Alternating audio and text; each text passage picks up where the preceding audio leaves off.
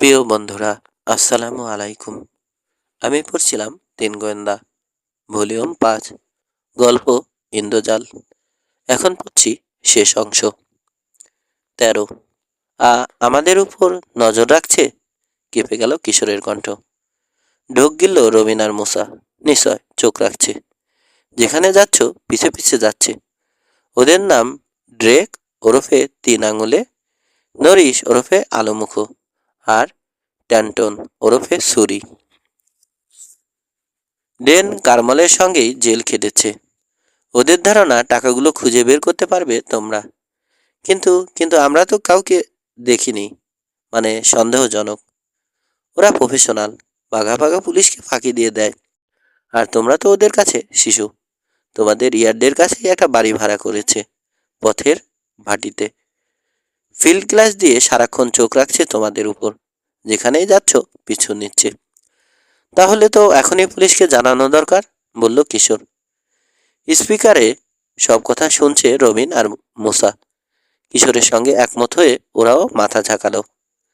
চিফকে জানিয়েছি আমি, বলল হল। কিন্তু চিফ বলল ওদেরকে ধরা যাবে না এখন। কারো উপর চোখ রাখা বেআইনি নয়। বেআইনি কিছু যতক্ষণ না করছে ধরা সম্ভব হবে না। তার মানে আপনি বলতে চাইছেন আমরা টাকাগুলো বের করতে গেলে ওরাও পিছে যাবে, এই তো? হ্যাঁ, কাজেই তোমাদের যাওয়া উচিত হবে না। কিছু জেনে থাকলে পুলিশকে গিয়ে জানাও। আমরা কিছু জানি না। কিছুই জানো না? কিছুই জানি না তা নয়, এইমাত্র একটা সূত্র আবিষ্কার করলাম। তাই নাকি? Very good. এখনই গিয়ে চিপকে জানাও। আমিও ওখানে। ওহো, চিপকে তো পাবে না। এখন মনে পড়ল, বলেছিল আজ শহরের বাইরে যাবে। হ্যাঁ জানি, একটু আগে ফোন করেছিলাম। লেফটেন্যান্ট বেকার জানালো চিপ নেই। লেফটেন্যান্ট তো আমাদের কথাই শুনতে রাজি না। আর এখন যদি গিয়ে তাকে বলো, বিশ্বাস করাতে পারো, তাহলে তোমাদের কোনো লাভ হবে না। সব ক্রেডিট নিজে নিয়ে নেবে পুরস্কারের লোভে। পুরস্কার? হ্যাঁ, অ্যাসোসিয়েশন একটা পুরস্কার ঘোষণা করেছে। চোরাই $5 লাখ যে উদ্ধার করে দিতে পারবে তাকে $10,000 দেওয়া হবে। 10,000? চেঁচিয়ে উঠল মোসা। কিশোর, জলদি জিজ্ঞেস করো কিভাবে পাওয়া যাবে।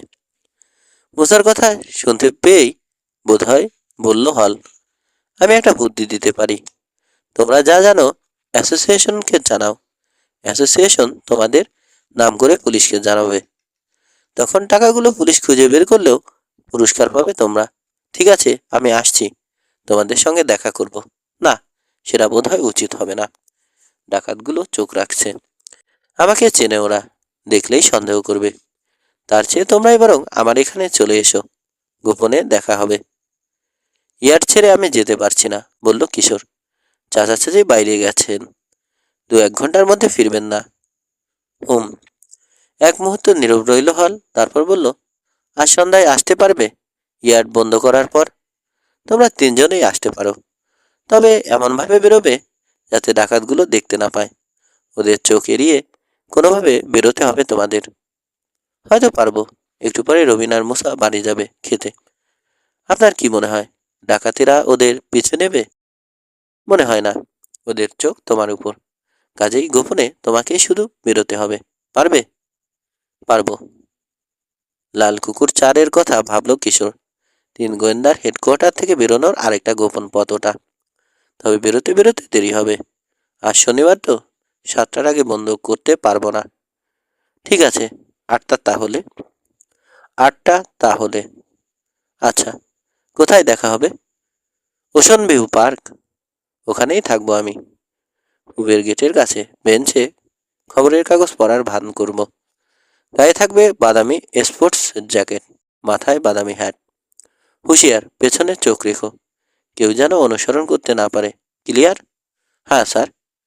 যা যা বললাম শুধু তোমরা তিনজনেই জানবে। গুণাক্ষরেও যেন আর কেউ কিছু না জানে। ঠিক আছে, তাহলে সন্ধ্যা 8টায় দেখা হবে। Good bye.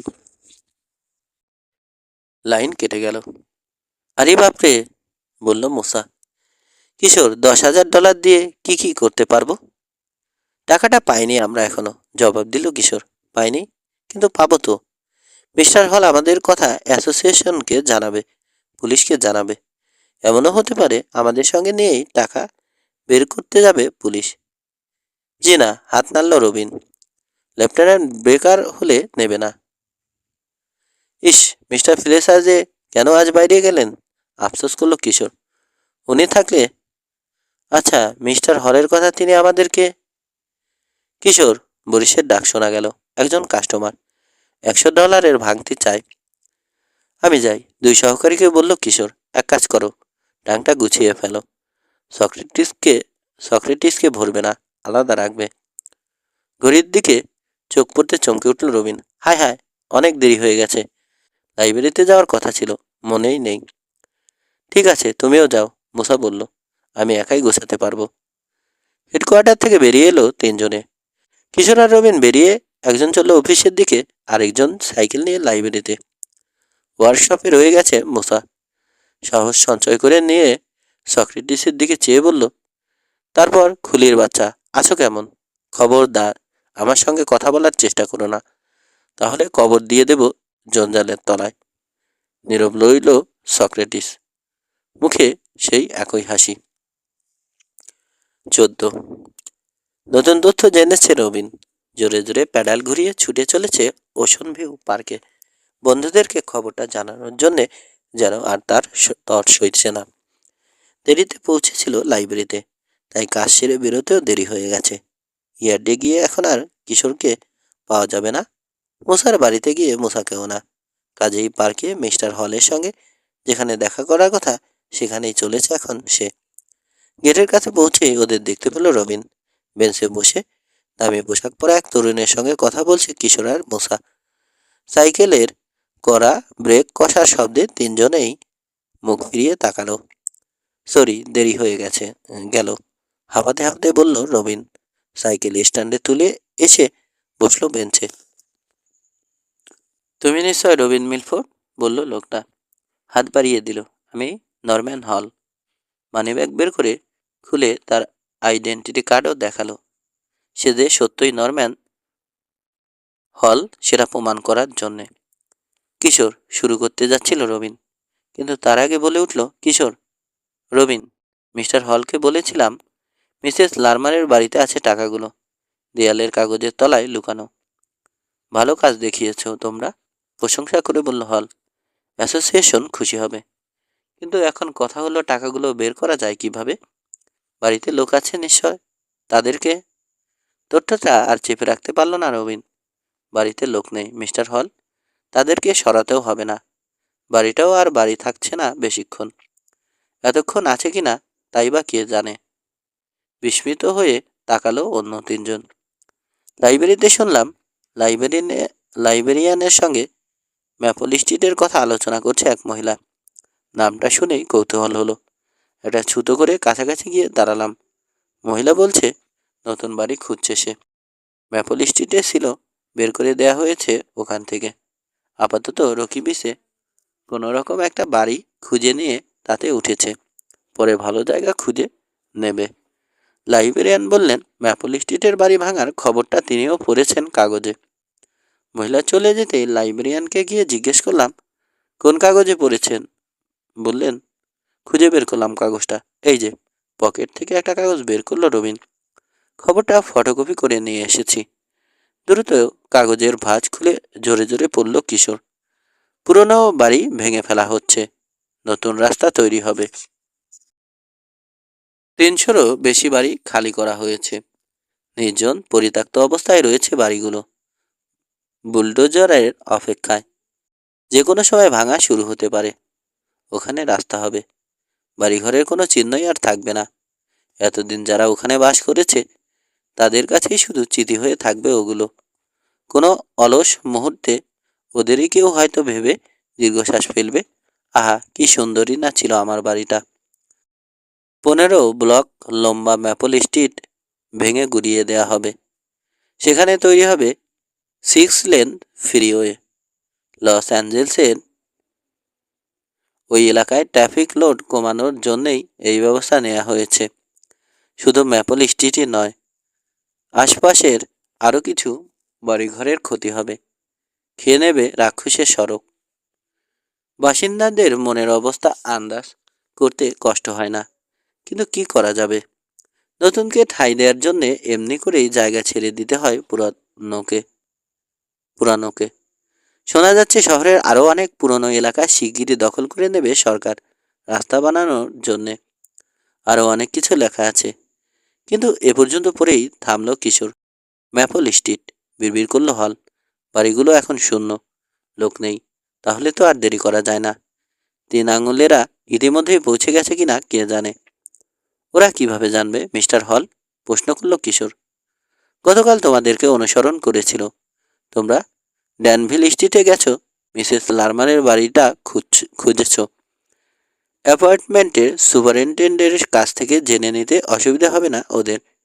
ঠিক কোথায় টাকা লুকানো আছে না বুঝলেও 2 2 4 মিলিয়ে ঠিকই চলে যাবে ম্যাপল স্ট্রিটে বাড়িটায় খুঁজতে। ঠিক বলেছেন, তুড়ি বাজালো রবিন। দেরি করে ফেলেছি আমরা। সময় থাকলে পুলিশকে খবর দেওয়া যেত, বলল হল। এখন আর সময় নেই। এখনই ম্যাপল স্ট্রিটে গিয়ে বাড়িটা খুঁজে বের করা দরকার। তোমরা এসো আমার সঙ্গে। বাড়িটা কেমন? মিসেস লারমার বলেছে তোমাদেরকে। তোমরা সহজে বের করতে পারবে। চলুন। উঠে দাঁড়ালো কিশোর। কিন্তু যাবো কি দিয়ে? গাড়ি আছে আমার, বাইরে পার্ক করে রেখেছি। সাইকেলগুলো এখানেই থাক, পরে এসে নিয়ে যেতে পারবে। একটুও সময় নষ্ট করে তাড়াতাড়ি উঠে সাইকেলে তালা লাগালো রবিন আর মূসা। লাল কুকুর চার দিয়ে গোপনে বেরিয়ে হেঁটে এসেছে কিশোর। সাইকেল আনেনি, তালা লাগানোর ঝামেলা নেই তার। কালো একটা স্টেশন ওয়াগনের কাছে ওদেরকে নিয়ে এলো হল। কয়েক সেকেন্ড পরেই হলিউডের দিকে ছুটে চলল গাড়ি। দেয়ালের কাগজের নিচেই লুকানো আছে। গাড়ি চালাতে চালাতে কিশোরকে বলল হল, তুমি শিওর? হ্যাঁ, মিসেস লারমার বলেছে আমাদেরকে। তার ভাই তাদের বাড়িটায় নতুন করে কাগজ লাগিয়েছিল, রং করেছিল। আমি শিওর টাকাগুলো তখনই লুকিয়েছে কারমল। ডেটলারের কাছে চিঠিতে সে কথা লিখতে সাহস করেনি সে।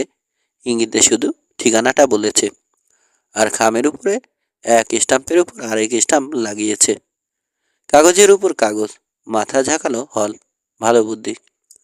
ওই কাগজ সারাতে যন্ত্রপাতি দরকার হবে। বাষ্প ছাড়া না ছিঁড়ে খোলা যাবে না। অসুবিধে নেই, আজ শনিবার। দোকানপাট অনেক রাত পর্যন্ত খোলা থাকবে। বাড়িটা আগে পেয়ে নিই, তারপর যন্ত্র কিনে নিতে পারবো। প্রচণ্ড গতিতে ছুটছে স্টেশন ওয়াগন। কনস্ট্রাকশনের কাজ চলছে এমন একটা অঞ্চলে ঢুকে গতি কমালো হল। কিশোর, গ্লাভস কম্পার্টমেন্ট দেখো, ম্যাপ পাবে। ম্যাপটা বের করে দিল কিশোর। ভালো মতো দেখলো হল। তারপর বলল, গুড। এবার সোজা দিতে হবে আমাদের। হাউস্টন অ্যাভিনিউ ধরে কিছু দূর এগোলেই পাওয়া যাবে ম্যাপল স্ট্রিট। কত নম্বর ব্লক বলে? 500? হয় 500, নয়তো 600। সুপারিনটেন্ডেন্ট তাই বলল। যেখানেই থাকুক খুঁজে বের করব, তবে দিনের আলো থাকতেই করতে হবে, নইলে অন্ধকারে মুশকিল হয়ে যাবে। দ্রুত কমছে আলো। হাউস্টন অ্যাভিনিউতে পৌঁছলো ওরা। বাঁকে মোড় নিল হল। 30-40টা ব্লক পেরিয়ে এসে ম্যাপল স্ট্রিটে পড়ল। রাস্তার নাম লেখা, নির্দেশক আর নেই এখন। তবু ওদের বুঝতে অসুবিধা হলো না, ঠিক জায়গায়ই এসেছে। কয়েকটা বাড়ি ইতিমধ্যেই ধসিয়ে ফেলা হয়েছে। ভাঙাচোরা জিনিসপত্রের স্তূপ জমে আছে রাস্তার এখানে ওখানে। গোটা 2 বিশাল ক্রেন দেখা গেল, আর কয়েকটা বুলডোজার। এক কোণে দাঁড়িয়ে আছে নিঃসঙ্গ একটা অট্টালিকা। আশেপাশের বাড়িগুলো গুড়িয়ে দেওয়া হয়েছে। এককালে রেস্টুরেন্ট ছিল, সেই সাক্ষ্য শরীরে বহন করছে এখনো, দানবীয় যন্ত্রের কামড়ে ক্ষতবিক্ষত। দেখে মনে হয় যেন একাধিক বোমা ফেলা হয়েছিল বাড়িটার উপর। খাইছে, বলে উঠল মূসা। আমরা যেটা খুঁজছি সেটা ভাঙার মধ্যে পড়েনি তো? মনে হয় না। নিচের ঠোঁটে চিমটি কাটছে গোয়েন্দা প্রধান। আমরা যেটা খুঁজছি আরো দুটো গলির পরে হবে। খোয়ার একটা স্তূপের পাশ কাটালো ওরা। তারপরের বাড়িগুলো সব অক্ষত। এখানে পৌঁছেনি পৌঁছে পৌঁছেনি এখনো বুলডেজার। কেমন বিষণ্ণ পরিবেশ, জীবনের চিহ্ন নেই। অথচ মাত্র মাত্র কয়েকশো ফুট তফাতেই ব্যস্ত নগরীর চলমান জীবনযাত্রা। সে কারণে ম্যাপল স্ট্রিটের স্থবিরতা আরও বেশি করে চোখে লাগে। সবাই চলে গেছে, আর কিছুদিন পরে বাড়িগুলোও যাবে। তার জায়গায় গড়ে উঠবে মহাব্যস্ত মহাসড়ক। গাড়ির সামনে দিয়ে ছুটে পালালো একটা বেয়ারিশ হাড় জিরজিরে বিড়াল। 900 নম্বর ব্লক, বলল হল। চোখ রাখো, কাছাকাছি আছে কোথাও বাড়িটা। নীরব নির্জন বাড়িগুলোর ধার দিয়ে খুব ধীরে এগোচ্ছে গাড়ি। কোনোটার দরজা হা হয়ে খুলে আছে, যেন বোঝাতে চাইছে বন্ধ থাক বা খোলা থাক, কিছু যায় আসে না আর এখন। 600 নম্বর, উত্তেজিত হয়ে উঠেছে হল। দেখেছ কিছু? ওই যে, হঠাৎ চেঁচিয়ে উঠল মশা। হাত তুলে একটা বাড়ি দেখালো। ওই যে আরো একটা আছে, একই রকম দেখতে। আরেকটা বাড়ি দেখালো কিশোর। দুটো বাড়িরই চিলেকোঠা আছে, সামনের দিকে গোল জানালা। কোনটা বুঝবো? দুটো না, চিন্তিত ভঙ্গিতে বলল হল। কোনটা বুঝতে পারছো না? মিসেস লারমার বলেছে একতলা বাড়ি, উপরের চিলেকোঠা, সামনের দিকে গোল জানালা, ব্যাস। এখানে দুটো বাড়ি ওরকম, বিড়বিড় করলো হল। ঠিক আছে, চলো দেখা যাক, পরের ব্লকটা দেখি। পরের ব্লকে ওরকম আরেকটা বাড়ি পাওয়া গেল, দুই পাশে দুটো পাকা বাড়ি। ওটার সামনে এনে গাড়ি রাখলো হল। গোল জানালাওয়ালা মোট 3টা বাড়ি দেখলাম। এটা থেকেই শুরু করি। এদিক ওদিক তাকালো, আর কোনো গাড়ি চোখে পড়ল না। 3 আঙুলেরা মনে হচ্ছে আসেনি এখনো। তাড়াতাড়ি করতে হবে, নামো। 15। দিন শেষ, অন্ধকারে নামছে। দ্রুত একবার রাস্তার দুদিকে চোখ বুলিয়ে নিল হল। কেউ নেই, আগের মতোই নির্জন ম্যাপল স্ট্রিট। বাড়ির সদর দরজায় ঠেলা দিল সে, খুলল না। তালা দেয়া, বলল ভাঙতে হবে। গাড়ি থেকে ছোট একটা শাবল বের করে নিয়ে এলো। 2 পাল্লার মাঝের ফাঁকে শাবলের চ্যাপ্টা মাথাটা ঢুকিয়ে চার দিল। মরমর করে উঠল পুরনো কাঠ। চাপ আরো বাড়াতেই চিলতে উঠে গেল। খুলে ফেলল দরজা। আগে ঢুকলো হল, পেছনে 3 গোয়েন্দা। ঘরের ভেতরে অন্ধকার। পকেট থেকে টর্চ বের করে দেয়ালে আলো ফেলল হল। ধুলোর ছড়াছড়ি, অবহেলা অযত্নে নোংরা হয়ে আছে। দেয়ালের কাগজ জায়গায় জায়গায় ছিঁড়ে ফিতের মতো ঝুলছে। এটা লিভিং রুম। এখান থেকেই শুরু করা যাক, বলল হল। ছুরি আছে কারো কাছে? 8 ফলার প্রিয় সুইস নাইফটা বের করে দিল কিশোর। সবসময় সঙ্গে রাখে ওটা। ধারালো একটা ফলা খুলে আগা দিয়ে লম্বা করে কাগজের এক জায়গায় কাটলো হল। কাটা জায়গাটা উল্টে দেখলো। এখানে নেই, বলল সে। অন্য জায়গায় দেখতে হবে। আরেক জায়গার কাগজ একইভাবে কাটলো সে, সেখানেও নেই। কাটলো আরও কয়েক জায়গায়। ঘরের চার দেয়ালের বিভিন্ন জায়গা কেটে দেখলো, পাওয়া গেল না। এ ঘরে নেই, বলল হল। চলো ডাইনিং রুমে দেখি। টর্চের আলোয় পথ দেখে খাবার ঘরে এসে ঢুকলো ওরা। কিশোর বলল, ছুরিটা আমাকে দিন, আপনি আলো ধরুন। দেয়ালের এক জায়গার কাগজ কাটলো কিশোর। কাটা জায়গা ধরে টান দিয়ে উল্টালো হল। এই, ওই তো, চেঁচিয়ে বলল মোসা। সবুজ কি যেন। আলোটা কিশোরের হাতে দিয়ে ছুরিটা নিয়ে নিল হল। আলো আরো কাছে আনো। ছুরি দিয়ে কাগজের আরো একটু কাটলো সে। সত্যি সবুজ দেখা যাচ্ছে। নিচে আরেকটা কাগজ, বলল হল। এর নিচে কি আছে দেখা যাক। নিচে আবার সেই কাঠ। ডাইনিং রুমে পাওয়া গেল না। প্রথম বেডরুমটায় ঢুকলো ওরা। দেয়াল চিরে চিরে দেখলো। দ্বিতীয় বেডরুমেও একই অবস্থা। দেয়ালের কাগজ ফালা ফালা করেও নিচে কিছু পাওয়া গেল না। বাথরুম আর রান্নাঘরের দেয়ালে কাগজ নেই। নানা রকম ছবি আঁকা। একটা মই খুঁজে নিয়ে চিলেকোঠায় উঠল কিশোর। ওখানেও দেয়ালে কাগজ নেই। নেমে এলো। এ বাড়িতে নেই, বলল হল। উত্তেজনায় ঘামছে। চলো আরেকটা দেখি। বেরিয়ে এলো ওরা। বাইরেও অন্ধকার। শুধু পথের 2 মাথায় দুটো লাইট পোস্টে আলো জ্বলছে। আলো নেই, কেমন ভুতুড়ে দেখাচ্ছে শূন্য বাড়িগুলোকে। প্রথমে যে বাড়ি দুটো দেখেছিল তার একটার সামনে এসে দাঁড়ালো ওরা। ওটার সদর দরজায় তালা নেই, খোলা। ভেতরে ঢুকলো চারজনে। দেয়ালে নতুন কাগজ, বোধহয় এটাই আশা হলো হলের। কিশোর কাটো। কাটলো কিশোর, উল্টে দেখলো হল। নেই, কিছুই নেই। এই বাড়িরও প্রতিটি ঘরের দেয়ালে যেখানেই কাগজ দেখা গেল কেটে দেখলো ওরা। সবাই উত্তেজিত, কিছুই পেল না এখানেও। আর বাকি রইল একটা। আশা নিরাশায় দুলছে মন। হলের কণ্ঠস্বরে বোঝা গেল ওটাতেই থাকবে। তৃতীয় বাড়িটার সামনে এসে দাঁড়ালো ওরা। দরজা বন্ধ, ভাঙার জন্য তৈরি হয়েছে। হঠাৎ দরজার গায়ে আলো ফেললো কিশোর। চকমক করে উঠল কাঠের পাল্লায় বসানো ধাতব নম্বর। জলদি নেভাও, তীক্ষ্ণ কণ্ঠে বলল হল। দেখে ফেলবে কেউ। দেখলাম, বলল কিশোর। মনে হচ্ছে এটাই মিসেস লারমানের বাড়ি। কি দেখলে? ফিসফিস করে বলল রবিন। এলাকাটা এতই নীরব, জোরে কথা বলতে ভয় পাচ্ছে সে। হ্যাঁ, কি দেখলে? হল জিজ্ঞেস করলো। নম্বর 671, জবাব দিল কিশোর। জায়গা বদলানোর পর বাড়ির নম্বর, বাড়ির নতুন নম্বর। আগে অন্য নম্বর ছিল, তুলে ফেলা হয়েছে। দাগ দেখলাম। তাই? দেখি তো আবার। জেলেই নিভিয়ে ফেলবে। টর্চের গোল আলো পড়ল আবার নম্বরের উপর। চারজনেই দেখলো নতুন নম্বর প্লেটের উপরে কাঠে দাগ। রং করেও পুরোপুরি নিশ্চিহ্ন করা যায়নি, কিংবা হয়তো তেমন চেষ্টা করেনি নতুন মালিক। বেশ স্পষ্টই দেখা যায় দাগটা। 532। চেঁচাতে গিয়েও স্বর নামিয়ে ফেলল মূসা। পেলাম শেষ পর্যন্ত। চলো এখন ভিতরে ঢুকি, হল বলল। চরমর শব্দ করে কাঠ ভাঙল। চিলতে উঠল সিলতে উঠল খুলে গেল দরজা। কে কার আগে ঢুকবে হুড়াহুড়ি লাগিয়ে দিল। তর সইছে না আর। উত্তেজনায় দ্রুত হয়ে গেছে নিঃশ্বাস। শিওর এবার পাওয়া যাবে। এই বাড়িরই কোনো একটা দেয়ালে কাগজের তলায় লুকানো রয়েছে $5 লাখ।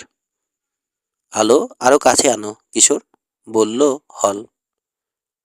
অন্য দুটো বাড়ির তুলনায় ভারী করে কাগজ লাগানো এটা দেয়ালে। এক হাতে টর্চ ধরে আর এক হাতে ছুরি দিয়ে পোস্ট লাগালো কিশোর। কাগজের কাটা জায়গা উল্টালো হল। কার্ড দেখা গেল, টাকা নেই। এক কোণা থেকে শুরু করি, বলল সে। $5 লাখ জোড়া লাগালে অনেক বড় চাদর হবে। ওখান থেকে কাটো, জলদি। একটা দেয়াল দেখা শেষ হলো। দ্বিতীয় দেয়ালের সামনে এসে দাঁড়ালো কিশোর। দুদিক থেকে তার গায়ের উপর প্রায় চেপে এলো 2 সহকারী গোয়েন্দা। পোজ দিতে যাবে কিশোর। এই সময় একটা শব্দ শুনে স্থির হয়ে গেল। কি? শুরু করলো বটে হল, কিন্তু বাক্যটা শেষ করতে পারল না। ঝটকা দিয়ে খুলে গেল দরজার ভেজানো পাল্লা। ভারী জুতোর শব্দ। বড় একটা টর্চের চোখ ধাঁধানো আলো এসে পড়ল চারজনের গায়ে। বেশ, গর্জে উঠল কুৎসিত একটা কণ্ঠ। এবার মাথার উপর হাত তোলো দেখি বাপুরা। 16। আদেশ পালন করলো চারজনেই। তীব্র আলোয় চোখ মিটমিট করছে কিশোর। টর্চের ওপাশের লোকটাকে দেখতে পাচ্ছে না। পুলিশ, বলল হল। আমি নরম্যান হল, স্পেশাল ইনভেস্টিগেটর। খড়খড়ে হাসি থামিয়ে দিল তাকে। নরম্যান হল না? ভালো ভালো। ছেলেগুলোকে এই কথাই বলেছ বুঝি? আলোর দিক থেকে চোখ ফেরালো কিশোর।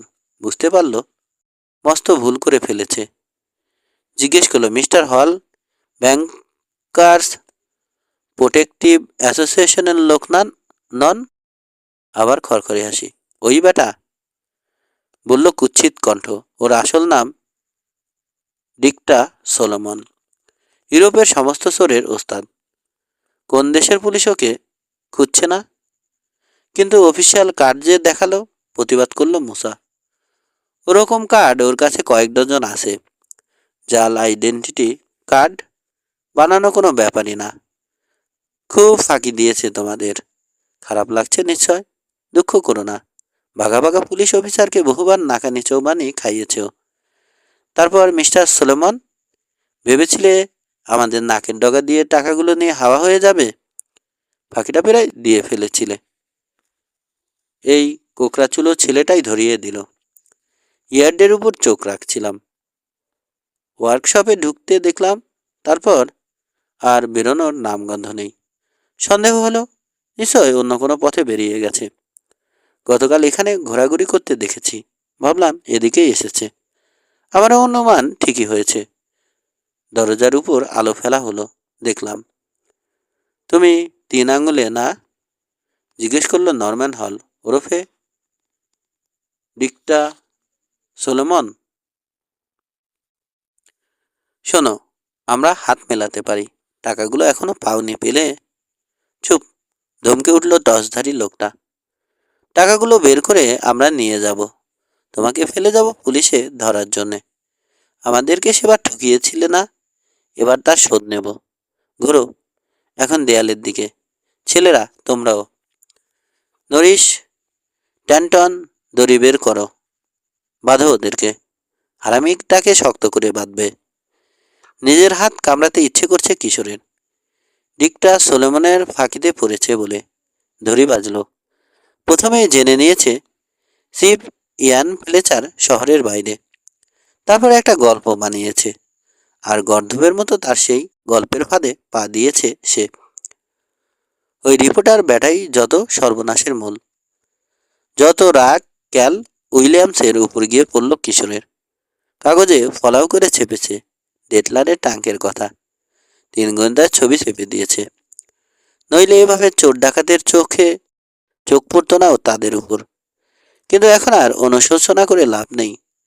পিঠের উপর হাত এনে কবজির উপর কবজি রেখে বাঁধা হলো। তারপর মেঝেতে বসিয়ে 2 পা এক করে হাঁটুর কাছ থেকে গোড়ালি পর্যন্ত পেঁচিয়ে বাঁধা হলো। হ্যাঁ হ্যাঁ, এইবার হয়েছে। সুলেমানের বাঁধনে জুতোর ডগা দিয়ে খোঁচা মেরে বলল, 3 আঙুলে ডেক। খড়খড়ে হাসি হাসলো। মুখ বাঁধার দরকার নেই। ইচ্ছে হলে গলা ফাটিয়ে চিল্লাও, কেউ শুনবে না। তবে মরবে না, এই কথা দিতে পারি।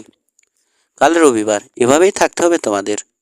পরশু সোমবার সকালে শ্রমিকেরা কাজে আসবে, তখন জোরে জোরে চিল্লাবে, ওরা শুনতে পাবে, এসে খুলে দেবে বাঁধন। ঠিক আছে? নিজের রসিকতায় নিজেই হাসল সে।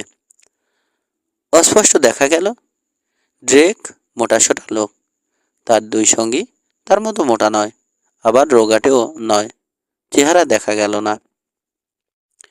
খানিক আগে কিশোররা যা করছিল সেই কাজে মন দিল এবার 3 আগন্তুক। দেয়ালের কাগজ ছিঁড়ে ছিঁড়ে দেখতে শুরু করলো। দেয়ালের কাগজের তলায় টাকা লুকিয়েছে না? বকবক করে চলল ডেক। ভালো বুদ্ধি, চমৎকার বুদ্ধি। তোমাদেরও বুদ্ধি আছে, ঠিক বুঝে ফেলেছ। যা হোক, কাজ কমিয়ে দিয়েছ আমাদের। আমরা তো কত মাথা ঘামালাম, বুঝতেই পারিনি কিছু। কোকড়াচুল ছেলেটার বুদ্ধি না? নাম কি ওর? সোলোমন? কিশোর। ডেটলারের চিঠিতেই ছিল সূত্র। চিঠিতে আর খামের উপরে, ট্যাঙ্কের ভেতরে ছিল ওগুলো। বরাবরই সন্দেহ ছিল আমার, বলল ড্রেক। সেজন্যই ট্যাঙ্কটা চাইছিলাম। লম্বুটাকে ধাক্কা মেরে ফেলে দিয়ে নিয়েও এলো নরিস আর ট্যান্টন। কিন্তু ওদের পেছনেও লোক লেগেছিল, খেয়াল করেনি। ট্যাঙ্কটা কেড়ে নিল আবার। তুমি নিয়েছিলে সোলোমন? না, কে নিয়েছিল কিছুই জানি না আমি। আশ্চর্য, বিড়বিড় করলো ড্রেক। কে নিল তাহলে? এই ছেলেরা নিশ্চয় নয়। না, ওরা নয়, জবাব দিল তার এক সহকারী। 4-5 জন এসেছিল, মুখে রুমাল বাঁধা, ওস্তাদ লোক। বুঝলামই না কি হতে কি হলো, শুধু দেখলাম আমরা মুখ থুবড়ে পড়ে আছি, টাংটা হাওয়া। কারা ওরা? বলে নিজে নিজেই জবাব দিল ডেক। হবে অন্য কোনো দল, আমাদের মতোই টাকাগুলোর পেছনে লেগেছে। বোঝা যাচ্ছে টাংটা হাতে পেয়েও সুবিধে করতে পারেনি, নইলে এতক্ষণে এসে যেত এখানে। নরিস, ট্যান্টন, আরো জলদি হাত চালাও। মেঝেতে বসে নীরবে তাকিয়ে রইল 4 বন্দী।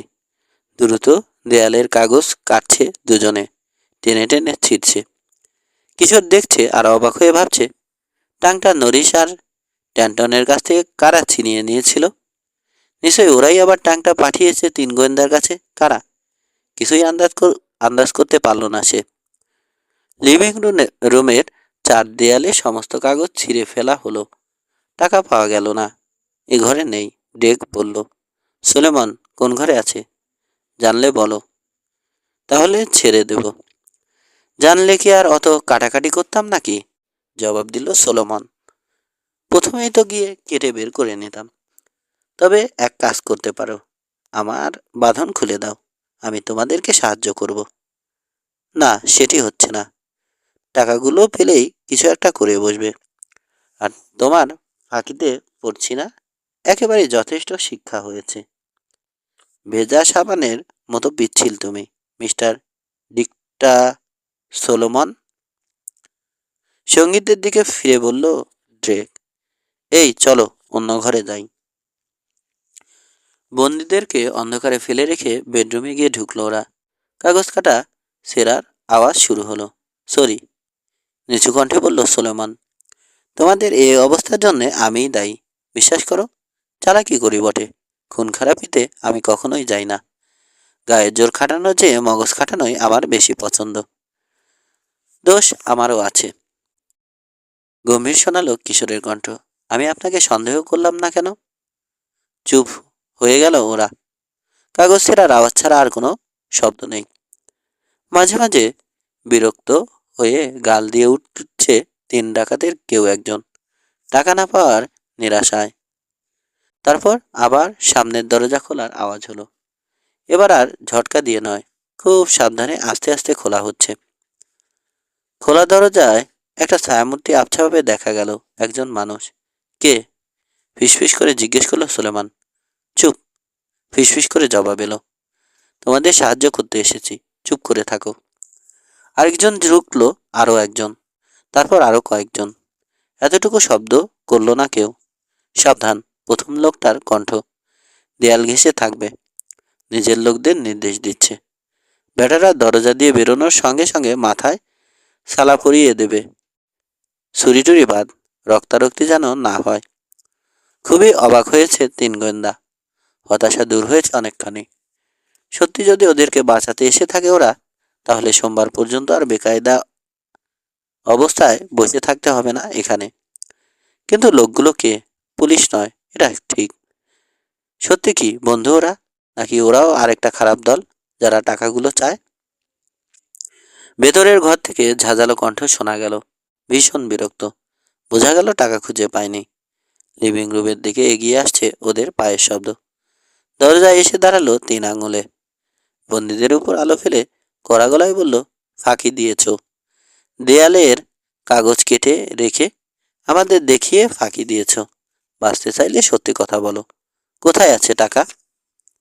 17। কয়েকটা ছায়ামূর্তি একসঙ্গে ঝাঁপিয়ে পড়ল ড্রেকের উপর। এক টানে তাকে দরজার কাছ থেকে সরিয়ে আনলো। আরো কয়েকটা ছায়ামূর্তি গিয়ে ধরল নরিস আর ট্যান্টনকে। আক্রমণ আশা করেনি ওরা, তাই সহজেই ধরা পড়ে গেল।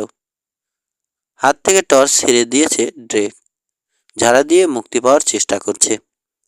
মাটিতে পড়েও টর্চটা নেভেনি। যদিও অন্যদিকে আলো দিচ্ছে, লোকগুলোকে দেখা যাচ্ছে আবছাভাবে। আগের বন্দিরা বসে বসে দেখল তিন আঙুলের মাথায় ছালা পরিয়ে দেয়া হলো। বেশি ধস্তাধস্তি করছে। ল্যাং মেরে তাকে মাটিতে ফেলে দিল একজন। উপর করে চেপে ধরল আরেকজন। জলদি বেটাদের বাঁধো, আদেশ দিল সেই প্রথম লোকটা। ধরা কি আর দিতে চায়?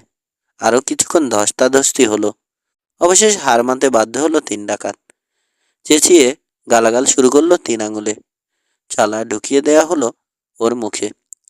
তার উপর দড়ি পেঁচিয়ে কথা বন্ধ করা হলো ওর। হাত পা ঘষে বেঁধে মেঝের উপর ফেলে রাখা হলো তিন ডাকাতকে। ভেরি গুড, বলল প্রথম লোকটা। তোমরা বাইরে যাও। ছেলেগুলো দড়ি খুলে দিয়ে আসছি আমি। নিঃশব্দে বেরিয়ে গেল তার দলের সবাই। টর্চটা তুলে ছেলেদের উপর ফেলল সে। কপাল ভালো তোমাদের, ধরার সময় উপরে পড়েনি কেউ, তাহলে ভর্তা হয়ে যেতে। আর একটু হলেই আমার উপর পড়তো ডেক, বলল কিশোর। শব্দ করে হাসলো লোকটা। বড় এক ছুরি বের করে এগিয়ে এলো। কাছে এসে বলল, কাছে এসে বসলো। দেখা করলো লোকটার পুরো গোপ। চিনে ফেললো তাকে কিশোর। আপনি? এই লোকই সেদিন জিপসিদের বাড়িতে দরজা খুলে দিয়েছিল। পথ দেখিয়ে তাকে নিয়ে গিয়েছিল জিপসি সেরিনার ঘরে। হাসলো আবার লোকটা। হ্যাঁ, আমি টাকিনো। কিশোরের বাঁধন কাটতে শুরু করলো। কিন্তু কিন্তু এখানে এলেন কিভাবে? হাতের কবজি ডলতে ডলতে বলল কিশোর। পরে জবাব দিল লোকটা। এখন সময় নেই। আরে, বড়টা গেল কোথায়? এতক্ষণে খেয়াল হলো তিন গোয়েন্দার। পাশে তাকালো। দিকটা সোলেমনকে দেখতে পেল না। দুটো কাটা দড়ি পড়ে আছে। পালিয়েছে, চেঁচিয়ে উঠল রবিন। সোলেমন পালিয়েছে। নিশ্চয় ছুরি বা নিশ্চয় ছুরি বা বেলেট কিছু ছিল ওর কাছে। গোলমালের সময় দড়ি কেটে পালিয়েছে। ওকে আর ধরা যাবে না, বলল টাকিনো। যাক, তিনটাকে তো পেলাম। ওদেরকেই পুলিশে দেব। রবিন আর মুসা আরও বাঁধন কেটে দিয়ে বলল, এখন বাইরে এসো তো। সেরিনা তোমাদের সঙ্গে কথা বলবে। সেরিনা? জিপসি মহিলা। টাকিনোর পিছু পিছু বেরিয়ে এলো তিন গোয়েন্দা। মোড়ের কাছে সারি দিয়ে দাঁড়িয়ে আছে তিনটে পুরনো গাড়ি। পেছনের দুটোতে গাদাগাদি করে লোক বসেছে। সামনের গাড়িটাতে বসে আছে মহিলা। সেরিনাই। জিপসিদের পোশাক পরেনি। বোধহয় লোকের চোখ যাতে না পড়ে সেজন্যে। ছেলেরা ভালোই আসো ছেলেরা ভালোই আছো? ছেলেরা ভালোই আছে সেরিনা, টাকিনো বলল। চোট টোট লাগেনি। তিনটে শয়তানকে বেঁধে ফেলে এসেছি। একটা পালিয়েছে। পালাক, শান্ত কণ্ঠে বলল সেরিনা। এই, তোমরা গাড়িতে ওঠো, ছেলেদের বলল। কথা আছে। এক সিটে চারজন ঠাসাঠাসি ঠাসাঠাসি করে বসতে হলো। টাকিনো দাঁড়িয়ে রইল বাইরে, পাহারা দিচ্ছে। তারপর কিশোর পাশা। আবার দেখা হলো আমাদের, বলল সেরিনা। কাছের বলে দেখতে পেয়েছি তোমাদের, তাই তাড়াহুড়ো করে ছুটে এলাম। আসলে আমাদের পিছু নিয়েছিলেন না? কাছের বলের কথা বিশ্বাস করলো না কিশোর।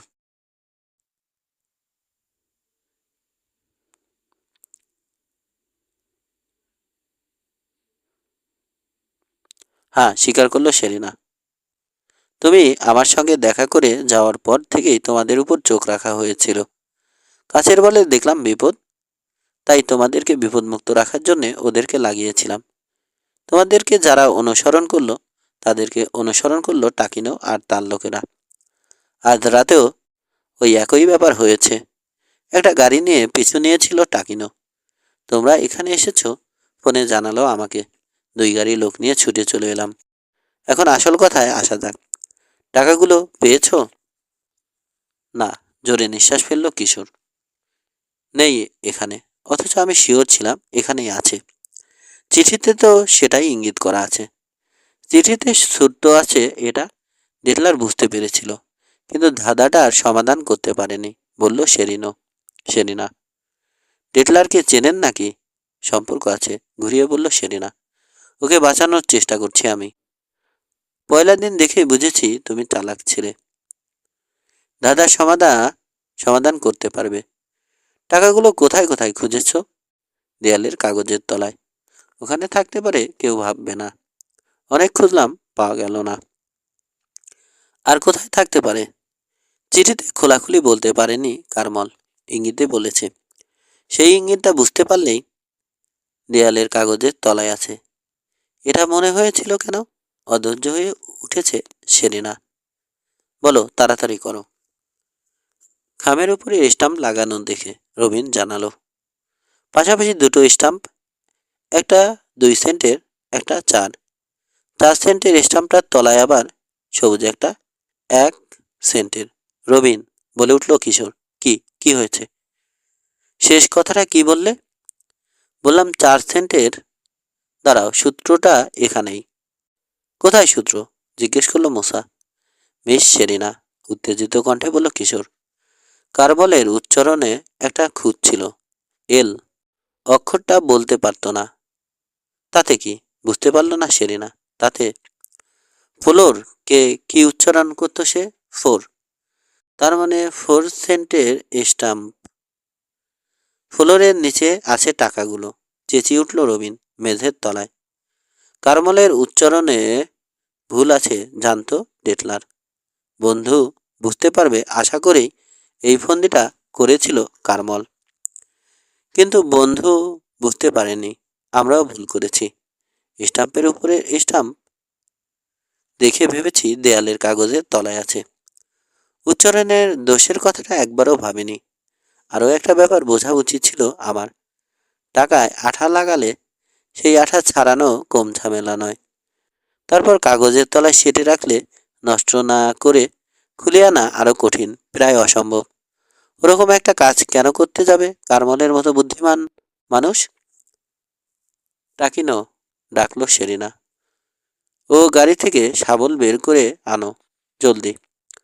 খানিক আগে যেখানে বন্দি হয়েছিল সেখানে আবার এসে ঢুকলো তিন গোয়েন্দা, সঙ্গে টাকিনো আর সেরিনা। ভেবে দেখলো কিশোর, কারমল হলে সে কোন ঘরের মেঝেতে টাকাগুলো লুকাতো? লিভিং রুমে নিশ্চয় নয়, তার বোন কিংবা দুলাভাইয়ের বেডরুমে তো নয়। হয় গেস্ট রুম যেখানে কারমল ঘুমাতো, নয়তো চিলেকোঠায়। গেস্ট রুমের সম্ভাবনাটা বাদ দিয়ে দেয়া যায়, কারণ বাড়িটা সরানো হয়েছে। টাকাগুলো ওখানে থাকলে বাড়ি সরানোর সময় বেরিয়ে পড়তো। বেরিয়েছে কিনা জানার উপায় নেই। টাকাগুলো পেয়ে যদি কথাটা গোপন রেখে থাকে নতুন বাড়িওয়ালা। দেখার জায়গা এখন একটাই, চিলেকোঠার মেঝেতে। 10 মিনিট চেষ্টা করেই কোণের একটা তক্তা তুলে ফেললো টাকিনো। 2 ভাগ তক্তা দিয়ে তৈরি মেঝেটা। পাশের আরেকটা তক্তা সরিয়ে স্থির হয়ে গেল সে।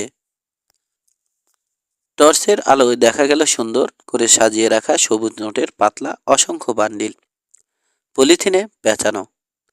ফোরমানে ফ্লোরের নিচে। বিড়বিড় করলো মশা, কি বুদ্ধি!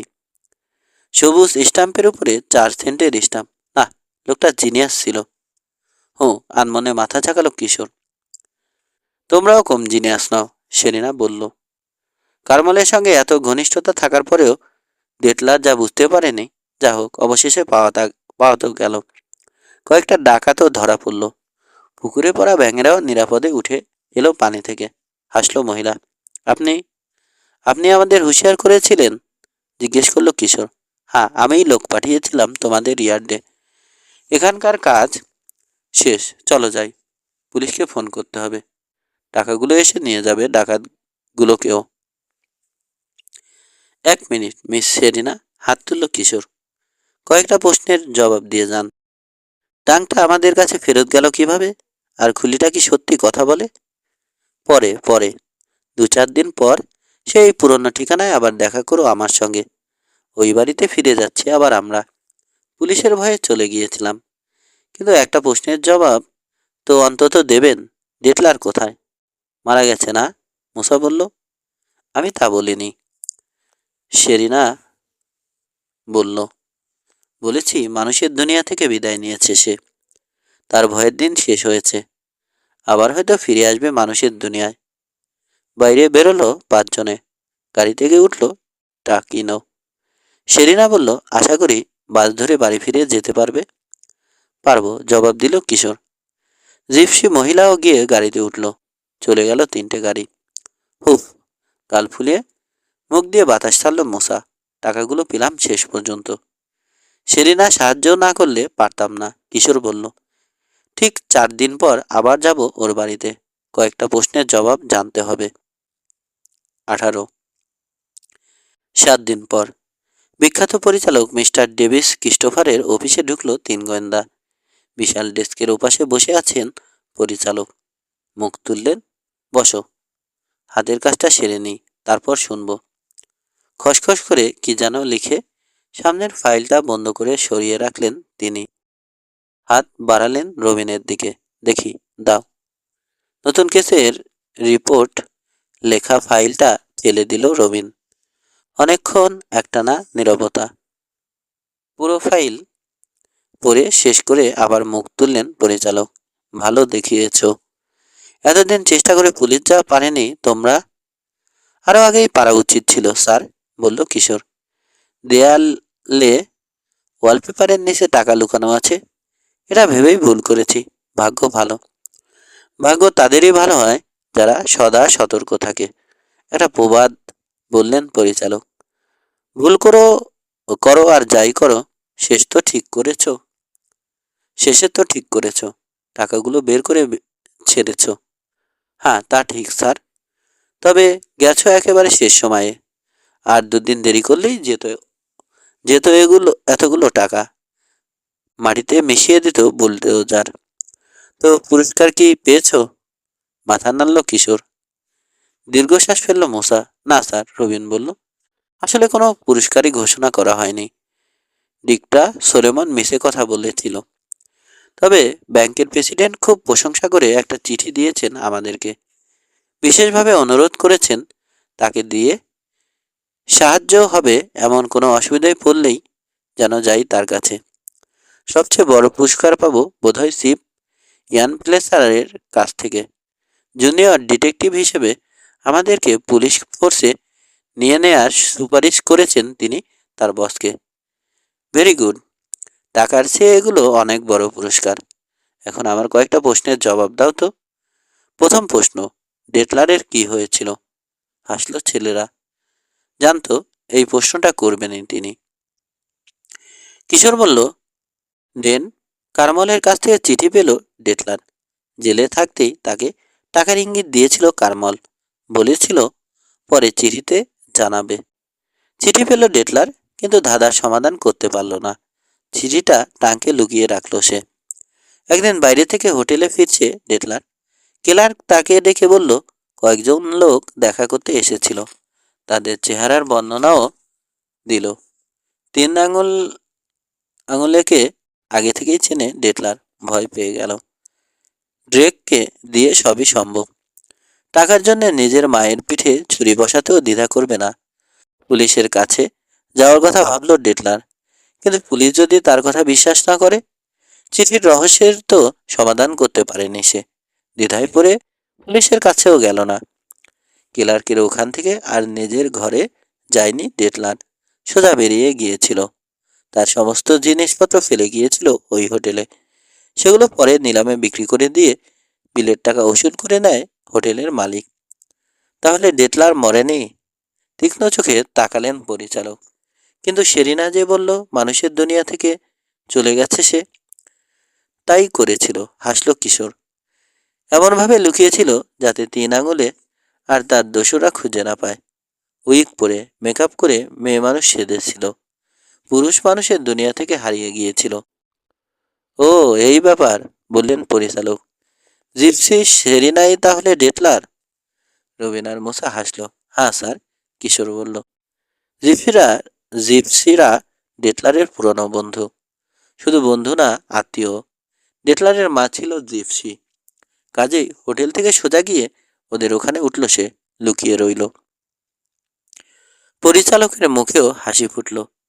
তিন আঙুলে নিশ্চয় কল্পনাও করেনি রাতারাতি জিপসি মহিলা হয়ে যাবে জাদুকর। সেরিনা কি ডেটলার হয়েছে আবার? হ্যাঁ। তিন আঙুলে আর তার দুই সঙ্গীকে ধরে পুলিশে জেলে ঢোকানোর পর। তোমরা ট্যাঙ্ক কেনার পর এক বৃদ্ধা মহিলা তোমাদের কাছ থেকে ওটা নিতে চেয়েছিল। তাহলে কি? হ্যাঁ স্যার, ডেটলারই। বৃদ্ধা সেজে গিয়েছিল, খোঁজখবর রেখেছিল। যেই শুনল তার ট্যাঙ্কটা নিলামে উঠছে, ছুটে গিয়েছিল। তবে দেরি করে ফেলেছিল কিছুটা। তাতে বরং লাভই হয়েছে ওর। তোমাদের সাহায্য পেয়েছে। আচ্ছা, রিপোর্টারকে দেখে পালিয়েছিল কেন? বিজ্ঞাপনের ভয়ে? হ্যাঁ। তার ছবি যদি ছাপা হয় আর কোনোভাবে চিনে ফেলে তিন আঙুলে? যদিও ভয়টা ছিল অমূলক। বৃদ্ধার ছবি দেখে তাকে ডেটলার বলে কোনোদিনই চিনতে পারত না ড্রেক। খবরের কাগজে সংবাদটা পড়ে ট্যাঙ্কটা চুরি করতে এলো ওর দুই সঙ্গী ইয়ার্ডে। পারল না। তারপর হ্যামিলনের কাছ থেকে ছিনিয়ে নিল, কিন্তু রাখতে পারল না। জিপসিরা পিছনেই ছিল। ওরা আবার ছিনিয়ে নিল। চোরের উপর বাটপাড়ি। তারপর ডেটলার তোমাদের নামে পাঠিয়ে দিল, বললেন পরিচালক। নিশ্চয় কোনোভাবে জেনেছিল তোমরা ভালো গোয়েন্দা। এরপর অনেক জটিল রহস্যের সমাধান করেছ। এরকম অনেক জটিল রহস্যের সমাধান করেছ। চিঠি রহস্যের সমাধানও নিশ্চয় করতে পারবে। ভুল করেনি সে। তার আইডিয়া ঠিকই ছিল। আনমনে টেবিলে আঙুল দিয়ে ট্যাটু বাজালেন একবার পরিচালক। এখন আসল প্রশ্নটা।